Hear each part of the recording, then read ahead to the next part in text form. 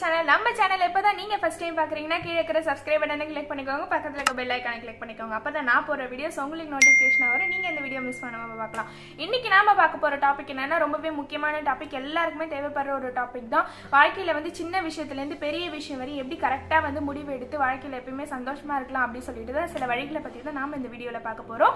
சரி வாங்க வீடியோக்குள்ள போலாம். உங்க வாழ்க்கையில என்னைக்காவது நீங்க வந்து நம்ம வாழ்க்கையில நல்லா மாட்டிக்கிட்டோம், சரியா முடிவு எடுத்தோமா இல்லையான்னு தெரியல அப்படின்னு சொல்லிட்டு என்னைக்காவது நீங்க யோசிச்சிருக்கீங்களா?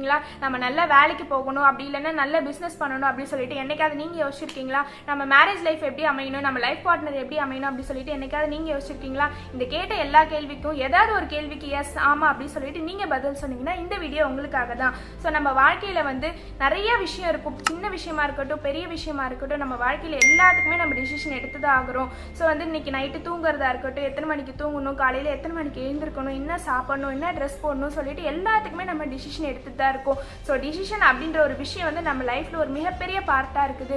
ஸோ அப்படிப்பட்ட இந்த டிசிஷன்ல வந்து யாருமே சரியா கவனம் செலுத்துறது கிடையாது. எந்த மாதிரி டிசிஷன் எடுக்கணும் அப்படின்னு சொல்லிட்டு நிறைய பேருக்கு தெரியறது கிடையாது. ஸோ தேவையில்லாம ஏதோ ஒன்று யோசிச்சுட்டு அவங்க லைஃப் அப்படியே மூவ் ஆன் பண்ணிட்டு போயிட்டே இருக்காங்க. ஸோ நம்ம எடுக்கிற ஒவ்வொரு டிசிஷனுமே நம்ம லைஃப்ல வந்து நம்ம யாரு அப்படின்றது நம்ம கிரியேட் பண்ணும். லைஃப்ல எடுக்கிற ஒவ்வொரு டிசிஷனுமே நம்மளோட ஐடென்டிட்டியை கிரியேட் பண்ணும். ஸோ எடுக்கிற ஒவ்வொரு சின்ன முடிவா இருந்தாலும் சரி, அது யோசிச்சு கரெக்டா பக்காவா எடுத்தாதான் நம்ம யாரு அப்படின்றது நம்ம மற்றவங்களுக்கு தெரியும். ஸோ உங்களுக்கு ஹெல்ப் பண்றதுக்காக தான் இந்த வீடியோ நான் மேக் பண்ணியிருக்கேன். உங்க லைஃப்ல நீங்க டிசிஷன் நல்லா எடுத்து எப்படி ஹாப்பியா இருக்கலாம் அப்படின்னு சொல்லிட்டு தான் நம்ம இப்போ பார்க்க போறோம். ஸோ ஃபர்ஸ்ட் விஷயம் பாத்தீங்கன்னா imagine your future and successful self.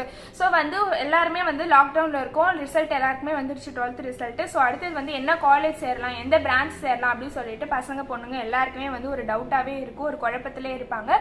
So அது இல்லாம காலேஜ் முடிச்சவங்க வந்து அடுத்தது வந்து என்ன பிசினஸ் பண்ணலாம், இல்ல வேற ஏதாவது ஜாப் கண்டினியூ பண்ணலாமா அப்படின்னு சொல்லிட்டு பல திங்கிங்ல இருப்பாங்க. ஸோ இந்த மாதிரி நேரத்துல வந்து நம்ம எப்படி கரெக்டா டிசிஷன் எடுத்து வாழ்க்கையில சக்சஸ்ஃபுல்லா ஆகலாம் அப்படின்னு சொல்லிட்டு எல்லாருமே யோசிச்சுட்டு இருப்பாங்க. ஸோ இந்த மாதிரி நேரத்துல நீங்களும் வந்து சக்சஸ்ஃபுல்லா ஆகணும், கரெக்டா டிசிஷன் எடுக்கணும் அப்படின்னு சொல்லிட்டு நினைச்சீங்கன்னா கொஞ்ச நேரம் உங்க வாழ்க்கையில வந்து டைம் ஒதுக்குங்க. அந்த டைம்ல வந்து நீங்க கொஞ்ச நேரம் ரிலாக்ஸா இருங்க. ஸோ இப்போ ஒரு எக்ஸாம்பிளுக்கு சொல்றேன், இப்போ வந்து யாராவது ஒருத்தவங்க காலேஜ் சேரணும் அப்படின்னு சொல்லிட்டு நினைக்கிறாங்கன்னா எந்த காலேஜ் சேரணும் குழப்பத்துல தான் இருப்பாங்க.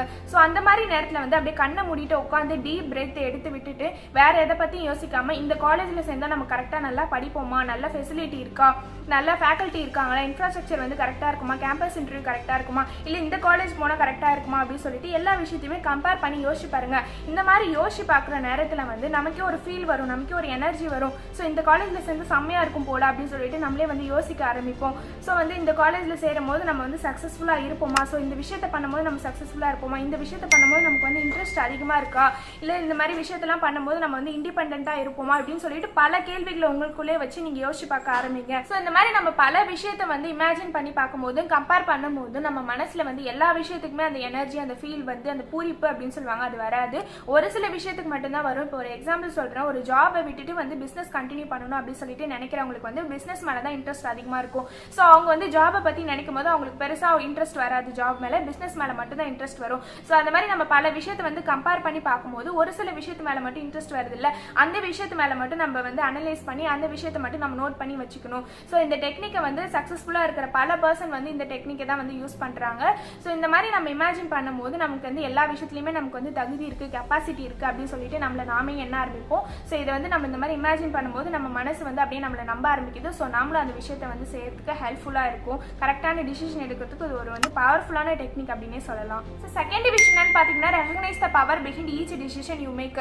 ஸோ வந்து நம்ம வாழ்க்கையில் எடுக்கிற ஒவ்வொரு முடிவுக்கும் ஒவ்வொரு டிசிஷனுக்கும் பின்னாடி கண்டிப்பா ஒரு எஃபெக்ட், ஒரு விளைவுகள் அப்படின்ற ஒரு விஷயம் கண்டிப்பா இருக்கதான் செய்யுது. இன்னைக்கு ஒரு விஷயம் நம்ம டிசிஷன் எடுத்தோம்னா அது இதோட முடிய போறது கிடையாது, இது வந்து செயின் மாதிரி கண்டினியூ ஆகி இதோட எஃபெக்ட் வந்து ஃபியூச்சர்லயே நமக்கு வரலாம். ஸோ இப்போ ஒரு எக்ஸாம்பிள் சொல்றேன், ஒருத்தர் வந்து கம்பெனில செலக்ட் ஆயிட்டாரு, அந்த கம்பெனில வந்து அவரை வந்து ஸ்டாக் ஹோல்டருக்கு ஒரு பிபிடி பிரசன்ட் பண்ணுங்க. ஸோ இந்த மாதிரி பிபிடி பிரசன்ட் பண்ணீங்கன்னா உங்களுக்கு வேலை வந்து கன்ஃபார்ம் ஆயிடும், சேலரி நல்ல பேக்கேஜா இருக்கும் அப்படின்னு சொல்லிட்டு சொல்றாங்க. பட் ஆனா இவர் வந்து அந்த பிபிடி பண்ண போறது கிடையாது.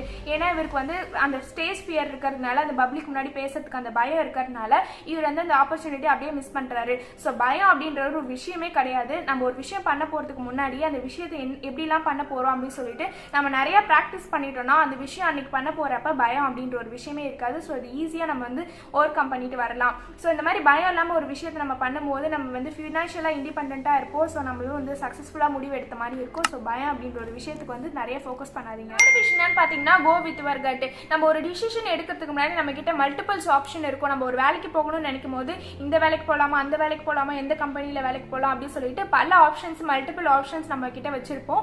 ஸோ அந்த மாதிரி நேரத்தில் வந்து நம்ம இன்ட்யூஷன் அப்படின்றது நமக்கு ரொம்பவே ஹெல்ப்ஃபுல்லாக இருக்குது. இன்ட்யூஷன் அப்படின்னு பார்த்தீங்கன்னா அது ரொம்பவே வந்து ஒரு பவர்ஃபுல்லான டிசிஷன் மேக்கிங் டூல் அப்படின்னே சொல்லலாம். ஸோ அந்த இன்ட்யூஷன் வந்து எப்படி யூஸ் பண்ணலாம் அப்படின்னு சொல்லிட்டு பார்த்தீங்கன்னா அமைதியாக சிம்பிளாக ஒரு இடத்துல வந்து உட்காந்து நீங்கள் எதை பற்றியுமே யோசிக்க வேணாம். இந்த விஷயம் பண்ணால் வந்து அட்வான்டேஜ் அதிகமாக இருக்குமா, டிஸ்அட்வான்டேஜ் அதிகமாக இருக்குமா அப்படி சொல்லிட்டு எதை பற்றியுமே யோசிக்காம அப்படி மேலோட்டமாக நம்மளோட உள்ளுணர்வு வந்து என்ன சொல்லுது அப்படின்றது மட்டும் லிசன் பண்ணுங்க. அதாவது இன்ட்யூஷன்னா உள்ளுணர்வு தான். ஸோ அந்த உள்ளுணர்வு வந்து மேலோட்டமாக என்ன எண்ணத்தை வந்து வெளிப்படுத்துது அப்படின்னு சொல்லிட்டு அதை வந்து அனலைஸ் பண்ண ஆரம்பிங்க. ஸோ இப்போ ஒரு எக்ஸாம்பிள் சொல்கிறேன்.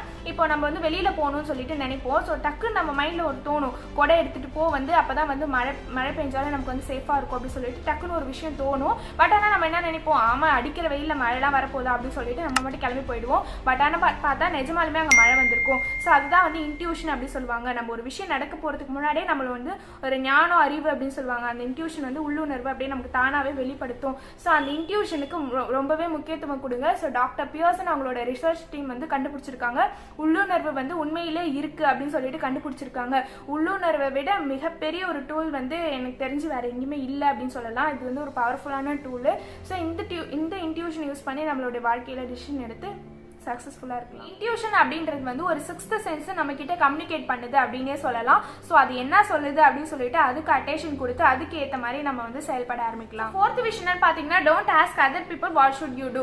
ஸோ வந்து இது நிறைய பேர் பார்த்துருப்பீங்க. ஒரு டிசிஷன் எடுக்கிறதுக்கு முன்னாடி பல பேர்கிட்ட போய் கேட்பாங்க, நான் வந்து எது பண்ணலாம், எது பண்ணால் சரி தப்பு, இது பண்ணலாமா, இது பண்ண வேணாமா அப்படின்னு சொல்லிட்டு பல பேர்கிட்ட வந்து நம்ம டிசிஷன் கேட்போம். அது வந்து ரொம்பவே ஒரு தப்பான விஷயம். நம்ம ஒரு 4 பேர்கிட்ட போய் டிசிஷன் கேட்டோம்னா 4 விதமான ஆன்சர், 4 விதமான சஜஷன் நமக்கு வந்து கிடைக்கும். ஸோ வந்து நம்ம வந்து ஒரு கன்ஃபியூசிங்கான ஸ்டேட்டுக்கு போயிடுவோம். ரொம்பவே ஒரு ஸ்ட்ரெஸ்ஸான மைண்ட் செட்டுக்கு கூட போயிடுவோம். என்னடா இது எது கரெக்ட்னு தெரியல, ஆளாளுக்கு ஒன்று சொல்றாங்களே அப்படின்னு சொல்லிட்டு நம்ம யோசிக்க ஆரம்பிச்சிருவோம். ஸோ நம்ம கேட்கலாம், மற்றவங்க கிட்ட தப்பு கிடையாது. ஏன்னா நமக்கு அந்த விஷயத்தில் எக்ஸ்பீரியன்ஸ் இல்லை கரெக்டா.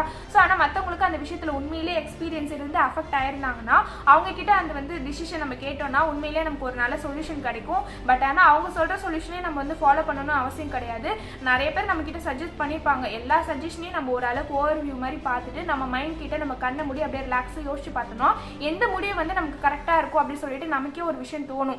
நமக்கு வந்து எதுல இன்ட்ரெஸ்ட் அதிகமா இருக்கு அப்படி சொல்லிட்டு நமக்கே தோணும். ஸோ நம்ம முடிவு தான் நமக்கு வந்து ரொம்பவே முக்கியமே தவிர சஜஷன் யார்கிட்ட வேணாலும் கேட்கலாம், பட் டிசிஷன் கண்டிப்பா நம்ம தான் எடுக்கணும் அப்படின்றது அது ரொம்பவே முக்கியமான விஷயம். ஃபிஃப்த் விஷயம் பாத்தீங்கன்னா ask yourself the right question. So வந்து நம்ம டிசிஷனுக்கான ஃபீல் எப்படி இருக்கு அப்படின்னு சொல்லிட்டு நம்ம தெரிஞ்சுக்கிட்டோம். அடுத்து என்ன பண்ணோம், இப்போ வந்து கேள்வி கேட்க வேண்டிய நேரம் வந்துருச்சு. நம்ம பிரைன் கிட்ட நம்ம நிறைய கொஸ்டின் கேட்டு பார்க்கணும். நம்ம எடுத்திருக்கிற டிசிஷன் வந்து உண்மையிலேயே நமக்கு பிடிச்சிருக்கா, அந்த டிசிஷனால நமக்கு நிறைய நன்மைகள் வருமா, நிறைய பெனிஃபிட் வருமா, ப்ராப்பரா இருக்கா எல்லாமே அப்படின்னு சொல்லிட்டு பல கேள்விகளை நம்ம பிரைன் கிட்ட கேட்டு பார்க்கணும். ஸோ இப்போ ஒரு எக்ஸாம்பிள் சொல்றேன். இப்போ ஒருத்தவங்களை மேரேஜ் பண்ணணும் அப்படின்னு சொல்லிட்டு நினைக்கும் போது உண்மையிலே நமக்கு வந்து அவங்களை பிடிச்சிருக்கா, அவங்க கூட வாழ்ந்தா நம்ம சந்தோஷமா இருப்போமா, அப்படி இல்லைன்னா வேற ஏதாவது மற்றவங்களோட கட்டாயத்துக்காக நம்ம மேரேஜ் பண்றோமா, இல்லை காசுக்காக பணத்துக்காக மேரேஜ் பண்றோமா அப்படின்னு சொல்லிட்டு பல கேள்விகளை கேட்டு பார்த்து உங்களுக்கு எது கரெக்டா இருக்கோ, எது சரியா இருக்கோ, இந்த மாதிரி ஒப்பீனியன்லாம் உங்களோட மைண்ட் கிட்ட கேள்வி கேட்டுட்டு அதுக்கப்புறம் நீங்க டிசிஷன் எடுத்தீங்கன்னா அந்த டிசிஷன் வந்து சக்சஸ் ஆகிறதுக்கு கரெக்டா நிறைய வாய்ப்பு இருக்கு. சிக்ஸ்த் விஷயம் பாத்தீங்கன்னா align your life with your core value. So இப்போ நம்ம ஒரு டிசிஷன் எடுக்கிறோம்னா கண்டிப்பா அது வந்து இந்த விஷயத்த எல்லாமே பேஸ் பண்ணி தான் இருக்கணும். ஸோ இப்போ நம்ம ஒரு விஷயத்து மேல எந்த விஷயத்து மேல வந்து அதிகமா ப்ரியாரிட்டி வச்சிருக்கோம், எந்த விஷயத்து மேல வந்து அதிகமா மதிப்பு வச்சிருக்கோம், எதுல வந்து நமக்கு இன்ட்ரெஸ்ட் அதிகமா இருக்கு சொல்லிட்டு இதெல்லாம் பார்த்து இதெல்லாம் பேஸ் பண்ணி தான் நம்மளோட டிசிஷன் இருக்கணும். அப்பதான் நம்ம டிசிஷன் மேல நமக்கு ஒரு சாட்டிஸ்ஃபேக்ஷன் கிடைக்கும், அந்த விஷயத்தை செய்யறதுக்கு ஒரு இன்ட்ரெஸ்ட்டும் கிடைக்கும். எக்ஸாம்பிள் சொல்றேன், நீங்க வந்து ஒரு பைக் வாங்கணும்னு நினைக்கிறீங்க, அப்படி இல்லைன்னா ஒரு கார் வாங்கணும் அப்படின்னு சொல்லிட்டு நினைக்கிறீங்கன்னா இது ரெண்டுத்துல ஏதாவது ஒன்று தான் வாங்க முடியும். ஸோ தட் அப்போ அந்த நேரத்தில் நீங்க என்ன யோசிக்கணும்னா எது மேல நீங்க வந்து ப்ரியாரிட்டி அதிகமா வச்சிருக்கீங்க, எது மேல நீங்க மதிப்பு அதிகமா வச்சிருக்கீங்க, உங்களோட தேவைகள் எது அப்படின்னு சொல்லிட்டு கன்ஃபார்ம் பண்ணிட்டு அதுக்கப்புறம் வாங்குங்க. அப்படி இல்லைன்னா ஒரு ஃபோன் வாங்கணும், அப்படி இல்லைன்னா ஒரு லேப்டாப் வாங்கணும் அப்படின்னு சொல்லிட்டு நினைக்கிறீங்கன்னா ஏதாவது ஒன்று தான் வாங்க போறீங்கன்னா எதுல உங்களுக்கு தேவை அதிகமா இருக்கு, எதுக்கு உங்களுக்கு ப்ரியாரிட்டி அதிகமா வச்சிருக்கீங்களோ அதை பேஸ் பண்ணி நீங்க முடிவு எடுத்தீங்கன்னா உங்களோட டிசிஷன் வந்து சக்சஸ்ஃபுல்லா அமையும். ஸோ நான் கண்டிப்பா ஒரு யூஸ்ஃபுல்லான இன்ஃபர்மேஷன் கொடுத்துருக்கேன். கண்டிப்பா வந்து உங்களுக்கு வாழ்க்கையில இது தேவைப்படுற ஒரு விஷயம் தான். கண்டிப்பா வந்து வாழ்க்கையில நீங்க வந்து யூஸ் பண்ணுவீங்க. ஸோ இந்த வீடியோக்கு ஒரு லைக் பண்ணுங்க, உங்க ஃப்ரெண்ட்ஸ் அண்ட் ஃபேமிலிக்கு ஷேர் பண்ணுங்க. Love you all, have a great time. See you next video friends. Bye bye.